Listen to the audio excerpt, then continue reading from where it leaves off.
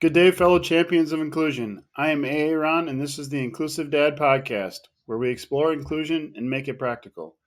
Before we dive in, don't forget to subscribe, rate, or review the show on your favorite platform. We truly appreciate your feedback and would be honored if you shared the podcast with friends and family who might benefit. If you want to support us in our mission, please click on the link in the show description. Today, my guest is Angela Fowler. Welcome to the show. Well, thank you for having me. Absolutely. Why don't we start off with you? Just tell me a little bit about yourself. Right, so I'm an accessibility consultant. I live in California. Um, I have an 18-year-old son. I have several fur babies, two dogs and two cats. I'm a homeowner. I cook the best tri-tip on God's planet. And I forgot. I happen to be totally blind. Were you born without your sight or I was born blind. Can't see a darn thing. Never could. okay? Okay. Yeah, so I have a daughter. She's 22 and she had cataracts removed from both of her eyes when she was little. So she's legally blind because we weren't able to have a successful surgery to put the lenses back in. So yeah, she's legally blind, but can see things Yeah. still. But yeah, Well, and people don't realize it's a completely different experience, right? Because when right, you're totally blind, when you were born blind, there's really no reason to miss your eyesight. You never had it, although it can right, be convenient at times, certainly. But when you lose your vision, or when you have some vision, there's this dichotomy of when do I use my vision, when do I use my alternative techniques, and it's a completely different experience. People don't realize that. yeah. The first question I'm going to ask is, what is your definition of inclusion? Ooh, well, I actually prefer the term accessibility. Okay, And here's why. When things are accessible, they're inclusive organically. right, We don't need to worry about, we need to include the blind person. The blind person, the playing field's already level. The blind person can come in if they want to. right. No, that's a great point. Yeah, I like that. Mhm. How did you get to that definition? Or Over time. yeah, I spent some time in the blind advocacy movement, and I kind of got sucked into it because, it's frustrating sometimes when things aren't accessible, and you let your anger get the better of you sometimes, and you start assuming ill will. right. But I took a job in 2021 with a company that was working on the Department of Veterans Affairs website. I took a job as an accessibility specialist, and it was my job, along with a team of other people, to coach the designers and developers into making the website accessible.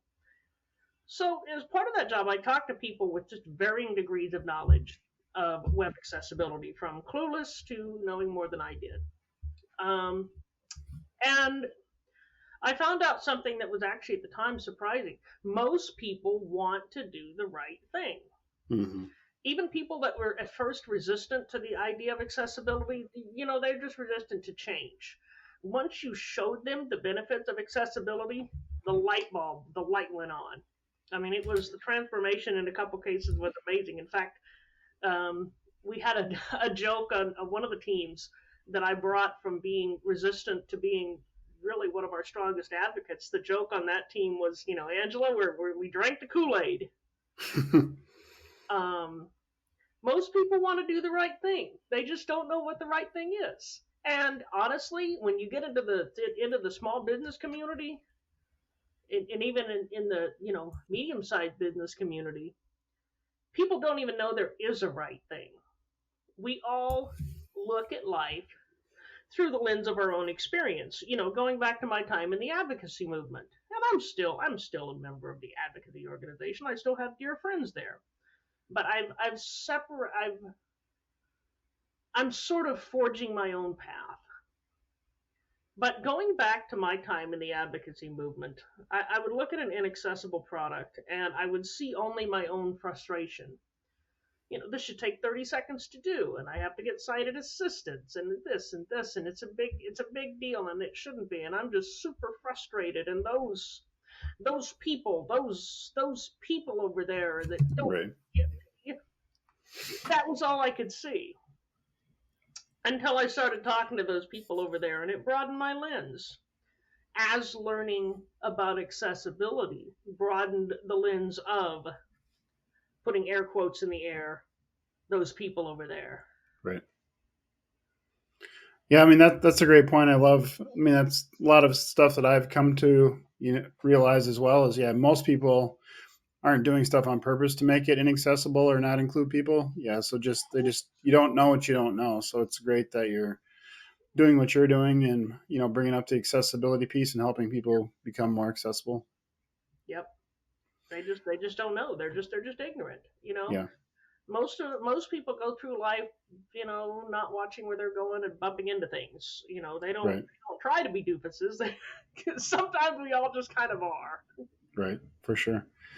Yeah. So I have my partner. We've been together around 3 years, and she wasn't around anybody with a disability to the extent she is now with my daughter. And my daughter uses a wheelchair, so she just um, became aware after we've been together of how many places aren't wheelchair accessible still. I mean, it was out there. She just didn't realize it since it wasn't kind of in her life or Yeah. made aware of it. So yeah, the awareness piece is it's a huge part of it. Because a lot of people, she's told me, she knew ADA was around, so she just kind of assumed that everything was okay. And it's like, nope, that's not. Just because there's a law doesn't mean everything's accessible yet. So, Her and the vast majority of people. yep, for sure. She was not certainly not unique in that. No, for sure. What was school like growing up for you? Did you have an IEP and that kind of stuff, or? Oh yeah, I had an IEP and all that happy jazz. I was mainstream for most of it. Okay, It was my K through second grade. There was a couple of days a week when I went to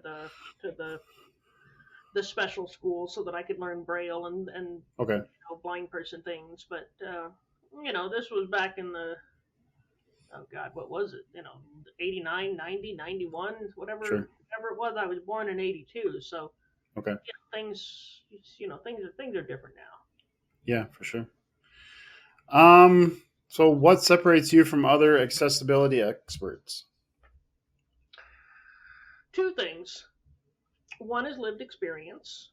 There are some blind accessibility or accessibility specialists with disabilities out there doing great work. They're not all blind. They have other disabilities happening. But the majority of accessibility specialists do not have that lived experience. Another thing I think that separates me, it really makes me a unicorn, is my message. Um, I take a pro business approach to accessibility. Oh, what does that mean? You say. How can accessibility be pro business? Well, an accessible business is a prosperous business, and here's why. Let me lay it out there. There's actually two different paths here. The collective buying power of people with disabilities, if you count seniors, which most government statistics do not, Mm-hmm. is over $2 trillion. Right. And it's not just people with disabilities, right? As you well know, we influence our friends, our parents, our quote unquote allies. So if a business isn't accessible, we're going to whine and complain about it, and that's going to convince other people not to buy from that business as well. Um, the other path is that you've been to a website that's just difficult to figure out, right? It didn't have an intuitive user experience. Yeah, for sure. Yeah, you've also been in stores that are just either things are crammed too close together, or it's just harder to get around. For sure. You're less likely to patronize those businesses. I mean, I was at a store with my mom a few weeks ago, and the aisles were literally that wide. I'm Yeah. holding my hand maybe, what, 14, 15 inches apart, would you say? Yeah, probably. The aisles were. I thought things were going to start falling off the racks as I was trying to go through this place. It's like, you've got to be kidding me. This is not an accessible experience. And I don't have the physical accessibility challenge. As we work to improve the accessibility of things for people with disabilities, making our website more user friendly so people can actually figure out where they're going, widening aisles so that people can breathe. We are improving the user friendliness of our businesses for everybody. Yeah. Yeah, that makes a lot of sense to me because you can draw some parallels to like physical accessibility, like curb cuts and stuff, where it makes it easier for everybody to Oh, go for a absolutely. walk. Just the same thing you're talking about with like for businesses, the websites, how the store is laid out, those things are the same way. So that makes a lot of sense. I've never used a wheelchair, but I've used big suitcases and, shopping carts and things that you really don't want to have to lift up a curb. Yep. Yeah, that's the thing about curb cuts. It helps it helps, parents with strollers, somebody has a walker, anything like that, or even if you just have a hard time, lifting your feet up as far as everybody else or whatever. It helps everybody. So You sprain your ankle. You want a little bit yep, for sure. easier walking experience. Yeah, for sure. What's like what's a number one thing that businesses get wrong, like for their website for accessibility, or a couple things maybe? I'm going to mention two things Okay. um, that are a lot more impactful than a lot of people think they are. The first is labeling. And I don't mean just alt text. I'm generalizing labeling here. And alt text, for those of you that don't know, is the text description that is associated with images. That when you hover over the images, you see the alt text. The purpose of that is so that blind people know what the heck the image is. Right. But labeling of links, labeling of buttons. I mean, how many times do you see buttons that are just icons? Oh, okay. Blind people can't access those or don't know what they are, or they're difficult. Even if they are, you can press enter on them or whatever. You're not sure what you're pressing enter on. Right. People that use voice to text technology, such as Dragon Naturally Speaking, which basically allows you to tell your computer what to do. They have to tell their computer, click on such and such. So Okay. if there's no label, they don't know what to tell their computer. Sure. Um, And some people, believe it or not, I know we live in a visual world, but some people just don't speak icon. Yeah, that makes sense too. So, is there? Like, what percentage of websites like don't have the labeling correct? You think the majority? Yeah, I mean, over 90% of websites have accessibility issues. I'm not Sure. saying they're all completely inaccessible, but yeah, your website likely has an accessibility issue, Yeah. which puts you right there in line with everybody else. The second thing that I would like to emphasize, and there are many, but these are the two things that stick out in my head: keyboard accessibility. If you can't access something with the keyboard, if something requires a mouse, again, people that use screen readers use the keyboard to navigate. People that use text to speech, that also, believe it or not, requires keyboard navigability. But also, some people just prefer to use a keyboard. Some people find the keyboard faster. Right. They don't want to use a mouse. Some people have problems with their hands. They can't, they don't have the motor dexterity to grip a mouse, and the mouse requires very fine motor skills. The few occasions when I've tried to use a mouse, I move it in inches. Apparently, it requires millimeters. So yeah, the mouse scurries away and into parts unknown when I try to use it. Yeah. Um, so yeah, a mouse requires eyesight. It requires fine motor skills. Yeah.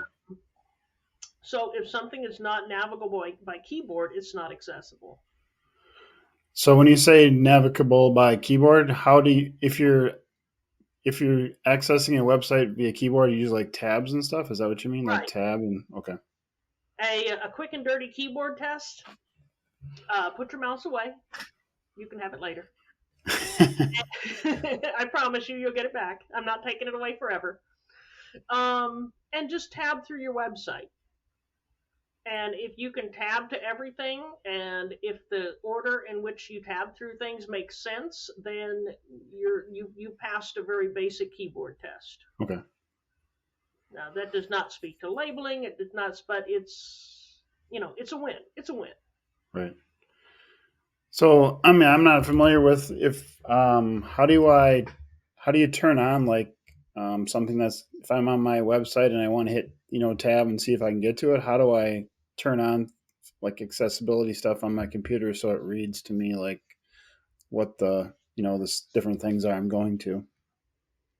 Right. So there is I use JAWS for Windows, which is you got to pay for it.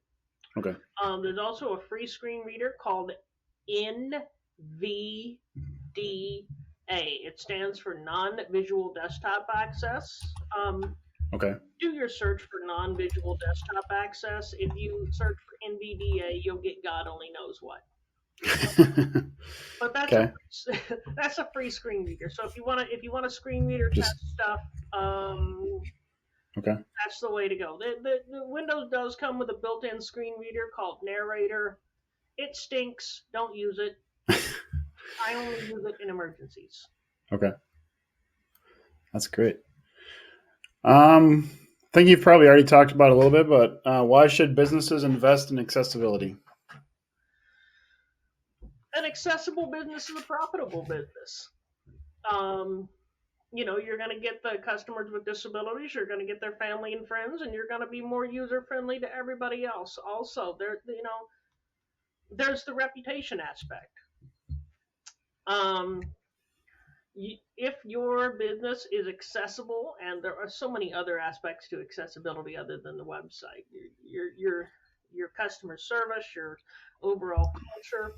But if you have a reputation as an accessible business, then you're going to get a lot of goodwill directed your way.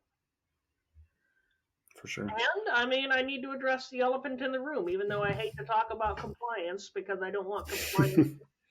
Compliance, it's the law. Right.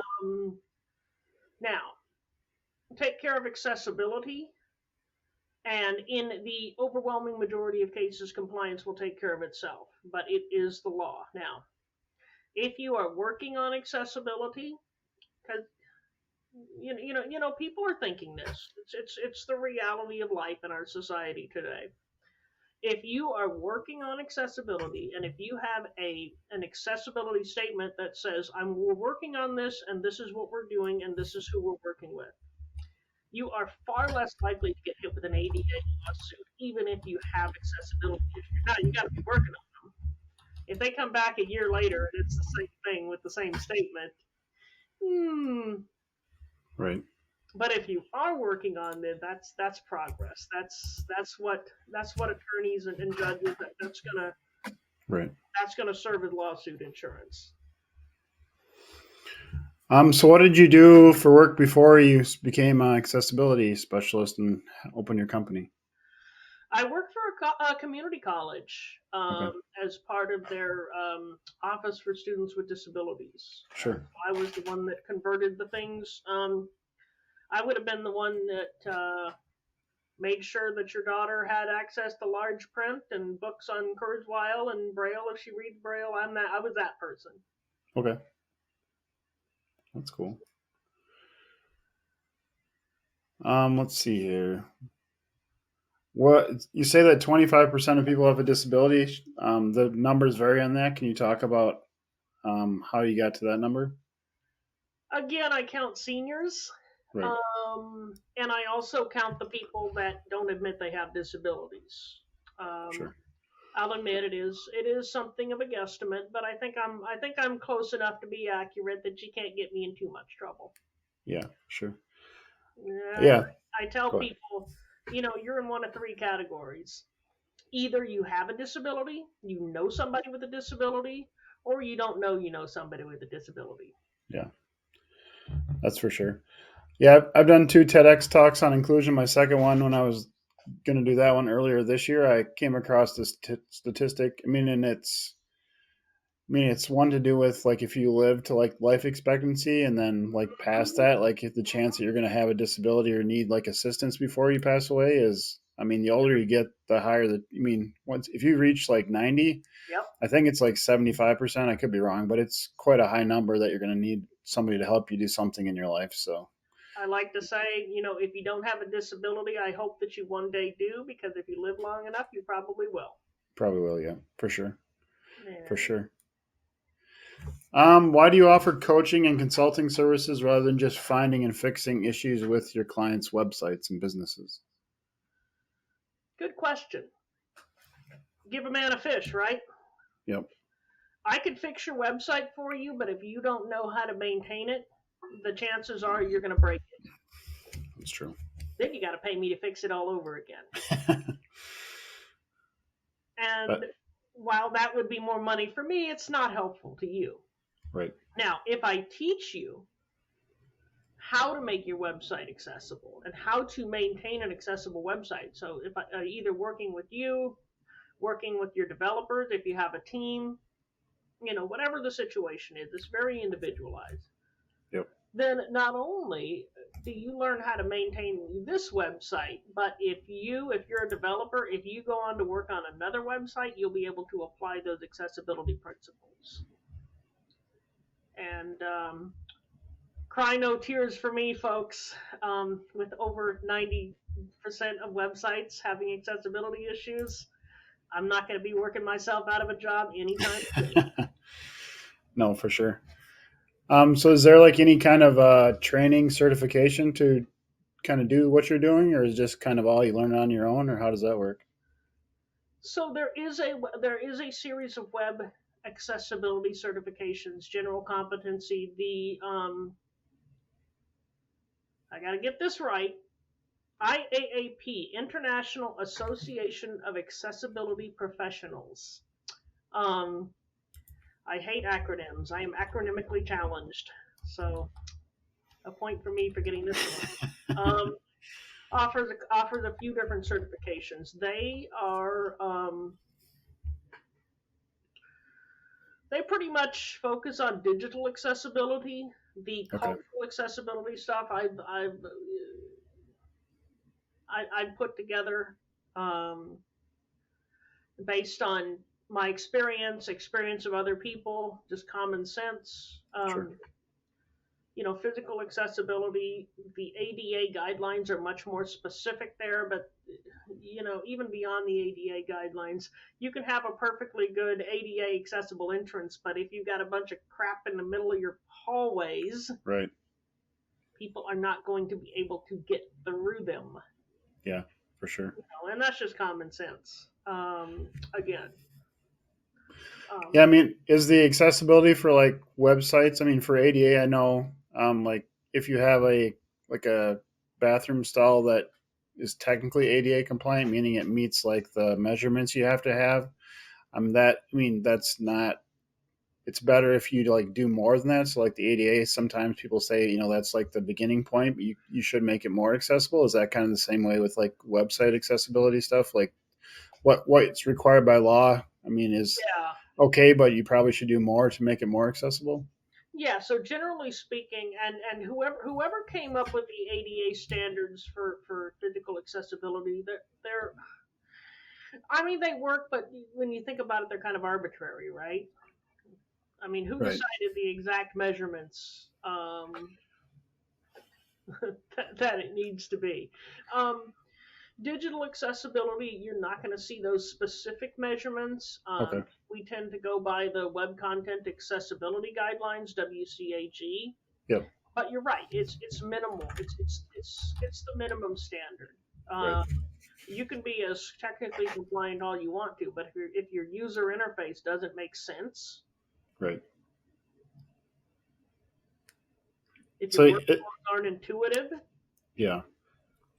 Is it? I mean, I've heard too before, like the less stuff like on the website, the better. Is that kind of true? Like sometimes it seems like people just want to throw as much stuff on there as possible, but that kind of negative for if you're trying to use like a reader and stuff.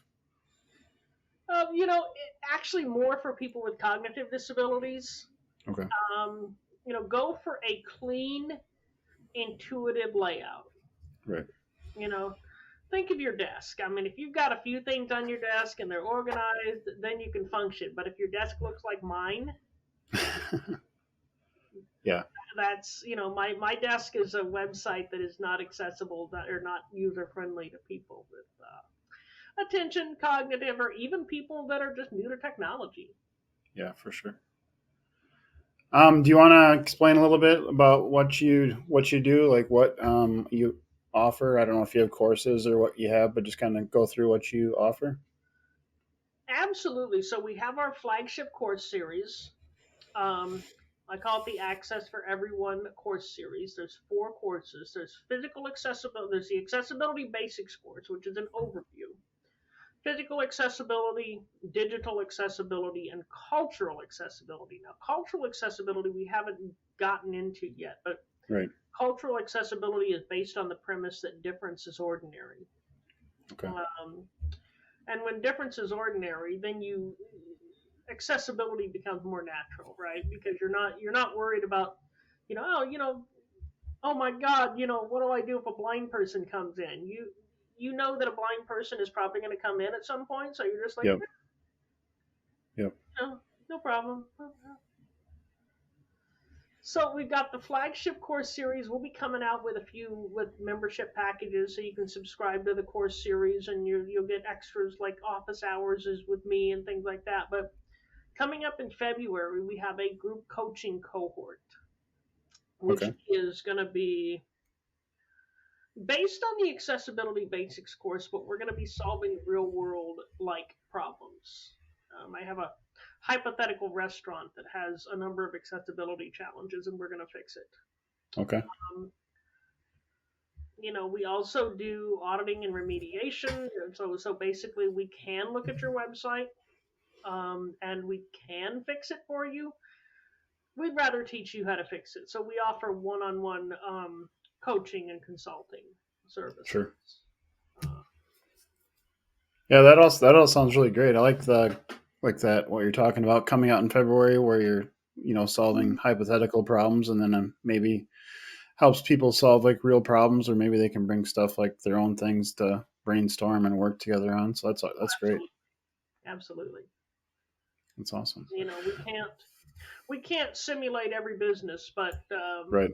if you get yourself into the mindset of solving accessibility challenges using this hypothetical barbecue restaurant, I need to come up with a name for it. I don't have a name for it. Yeah, There you go. I got this whole course built and I didn't. Shame on you. Shame on you. I'm not a Yep. type. What is one tip you can share today to help the listeners be more inclusive? So just something simple that they can do starting today that doesn't really necessarily cost money or have to like go to a course to learn it. Just something they can do to make the world more inclusive. Well, I can do you one better.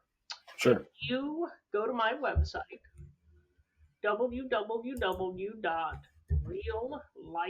www.reallifeaccess.com, and spelled, real life access, just like it sounds. Yep. Subscribe to my newsletter, and you will get the top 10 things that businesses can start doing right now to be more accessible. There you go. And they run the gamut. There's some digital accessibility things, some physical accessibility things. We talked a little bit about hiring. Um, we believe in merit-based hiring. Yep.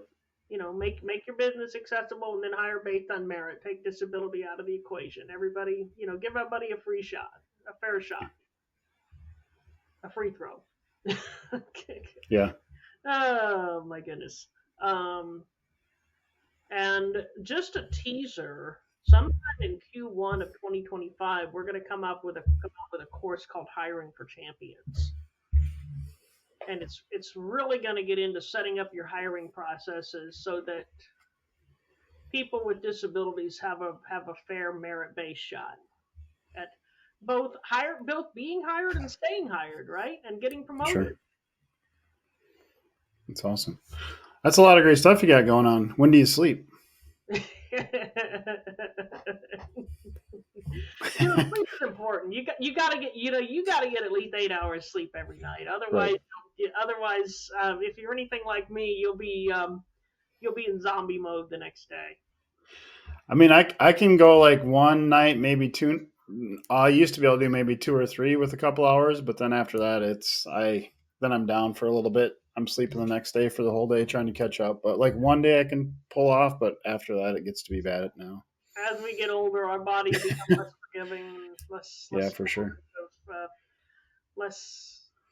Yeah. Is there anything else you want to talk about that we haven't discussed? We covered a lot.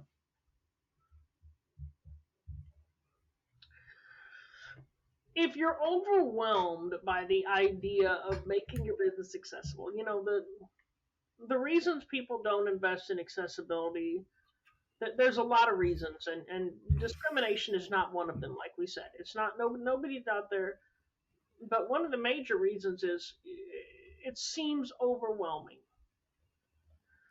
You got not much time, not much money, and it just seems like you got a million things to do.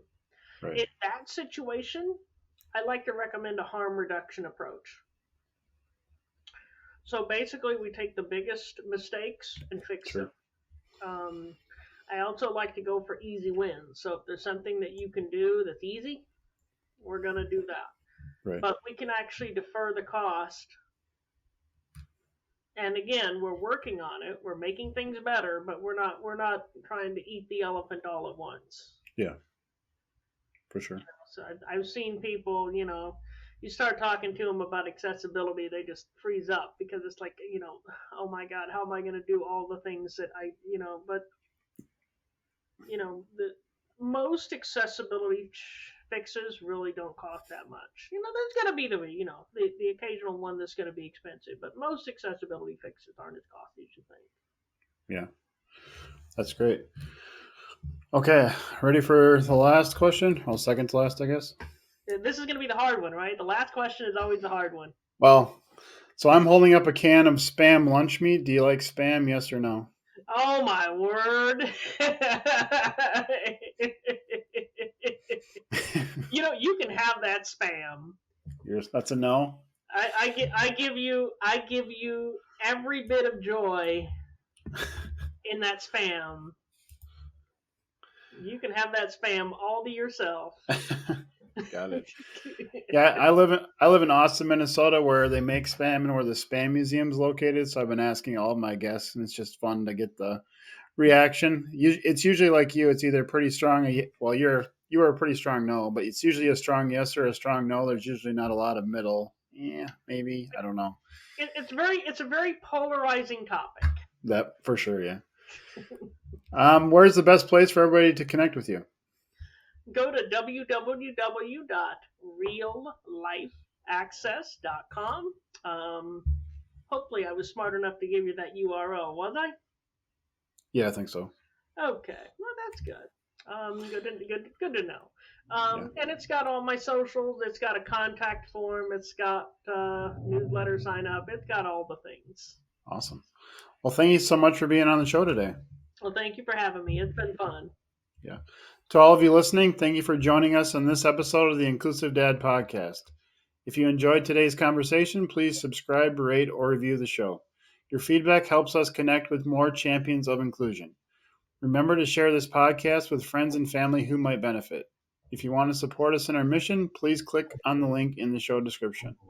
Together we can make the world more inclusive. Until next time, stay empowered and be a champion for inclusion.